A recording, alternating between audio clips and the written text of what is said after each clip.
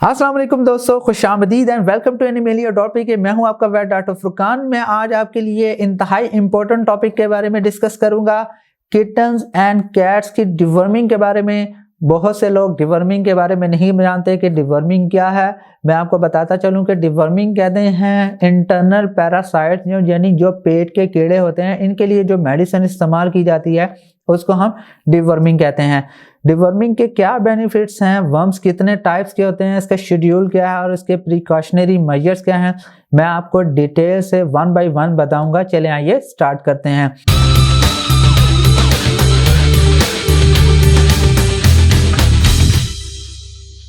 Deworming के benefits क्या हैं? अगर आप अपने किटन या कैट को डिवर्म नहीं करवाते तो कुछ मेन कॉन्सिक्वेंसेस आपको फेस करने पड़ सकते हैं। लाइक आपके एनिमल का जो कोट है वो काफ़ी रफ हो जाता है, एब्डोमेन ब्लॉटेड हो सकता है, डायरिया, वॉमिटिंग वगैरह, एनिमल बिल्कुल लेथार्जिक होना शुरू हो जाता है। सीवियर केसेस के अंदर एनिमल की डेथ भी हो सकती है, क्योंकि जो इंटरनल पैरासाइट्स हैं, कुछ इंटेस्टाइनल जो पैरासाइट्स हैं वो काफ़ी मेन किस्म के प्रॉब्लम प्रोड्यूस करते हैं, जिसकी वजह से डेथ भी हो सकती है। वर्म्स हैं वो कितने टाइप्स के होते हैं और कौन से मेन वर्म्स हैं, कौन से कॉमन हैं, कौन से लेस कॉमन हैं।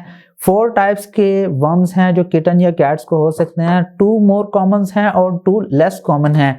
जो मोर कॉमन हैं वो राउंड वर्म्स हैं और टेप वर्म्स हैं। जो लेस कॉमन हैं वो हुक वर्म्स हैं और हर्ट वर्म्स हैं। अगर राउंड वर्म्स की बात की जाए तो राउंड वर्म हमेशा जो मदर का मिल्क या फिसेस होता है उसके ज़रिए ट्रांसफ़र होता है, और जो टेप वर्म्स हैं वो इन्फेक्टेड फ्लीज या जो रोडेंट्स वगैरह है उसके ज़रिए हो सकता है। क्योंकि एनिमल को ग्रूम करने की आदत होती है, एनिमल अपने आप को लिक करता है, किटन या कैट अपने आप को ग्रूम करती है, अपने आप को लिक करती है। अक्सर औक़ात अगर वो बाहर लॉन में जाए या कहीं पे बाहर जाए तो कुछ फ्लीज अगर उसकी बॉडी के साथ लगी हुई हैं तो ग्रूमिंग के दौरान वो फ्लीज उसकी बॉडी में जाते हैं तो वो उस वर्म से इफेक्ट हो सकते हैं। ज़रूरी नहीं है कि सिर्फ टेप वर्म्स ही हो, दूसरे वर्म्स भी उसके बॉडी में हो सकते हैं। अगर उसके शेड्यूल की बात की जाए कि डिवर्मिंग शेड्यूल क्या है, डिवर्मिंग शेड्यूल ऑलमोस्ट 4 वीक्स से स्टार्ट होता है, यानी बर्थ के ऑलमोस्ट 4 वीक्स के बाद उसको फर्स्ट डिवर्म किया जाता है। डिवर्म करने के बाद उसको 2 से 3 हफ्ते के गैप से दोबारा डिवर्म किया जाता है और फिर 2 से 3 हफ्ते के बाद उसको दोबारा डिवर्म किया जाता है। ऑलमोस्ट जब किटन आपका 8 to 10 वीक्स का हो जाए तो एटलीस्ट उसको 3 दफ़ा डिवर्म करें। उसकी काफ़ी मेन रीजंस होती हैं, क्योंकि शुरू के अंदर जो इंटेस्टाइनल वर्म्स या दूसरे वर्म्स होते हैं उसका लोड थोड़ा ज़्यादा होता है, इसलिए बेहतर है कि उसे 1 से ज़्यादा दफ़ा डिवर्म करें ताकि फुल एलिमिनेशन हो सके, क्योंकि उसी दौरान आपकी किटन की वैक्सीनेशन स्टार्ट हो जाती है। इन केस अगर आपके किटन की बॉडी के अंदर वर्म्स का लोड ज़्यादा होता है, उसमें अक्सर का डिजीज़ आना शुरू हो जाती है। वैक्सीनेशन करवाएं भी फिर भी डिजीज़ आ सकती है, वो ड्यू टू वर्म्स की वजह से होता है। ऑलमोस्ट जब 8 to 10 वीक्स का आपका किटन हो जाए तो आफ्टर 1 to 3 मंथ्स के इंटरवल से उसको regular through out the life उसको डिवर्म करते रहें।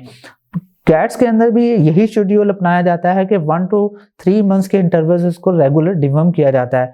अगर इन केस अगर प्रिकॉशनरी मेजर्स की बात की जाए तो प्रिकॉशनरी मेजर्स में हमेशा अपने वेट से कंसल्ट करें कि डिवर्मिंग क्या है, मेरे किटन्स के लिए या मेरी कैट के लिए कौन सा डिवर्मिंग मेडिसिन बेहतर रहेगा, उसके लिए कितनी डोज रहेगी, मेरे किटन या कैट का वेट क्या है, उनके लिए कौन सी मेडिसिन बेहतर है। हमेशा अपने वेट से कंसल्ट करें। हमेशा आपको अपने एनिमल का वेट मालूम होना चाहिए। अगर आपको अपने एनिमल का वेट नहीं मालूम, अगर आप खुद डिवर्म करते हैं, अक्सर का सिवियर किस्म का डायरिया लग जाता है, एनिमल लेथार्जिक हो जाए और डिहाइड्रेशन के बाद अक्सर का उसकी डेथ भी अकर हो सकती है। बेहतर यही है कि अपनी प्रिकॉशनरी मेजर्स को बेहतर बनाएं, अपने वेट से कंसल्ट करें तो वो ज़्यादा बेहतर है। मैं उम्मीद करता हूं कि आपको ये वीडियो ज़रूर पसंद आई होगी। अगर वीडियो पसंद आई है तो प्लीज़ लाइक कीजिए, शेयर कीजिए और प्लीज़ इस चैनल को ज़रूर सब्सक्राइब कीजिएगा। इंशाल्लाह मैं आपके लिए नेक्स्ट वीडियोज़ भी बहुत इंफॉर्मेटिव लेकर आऊँगा।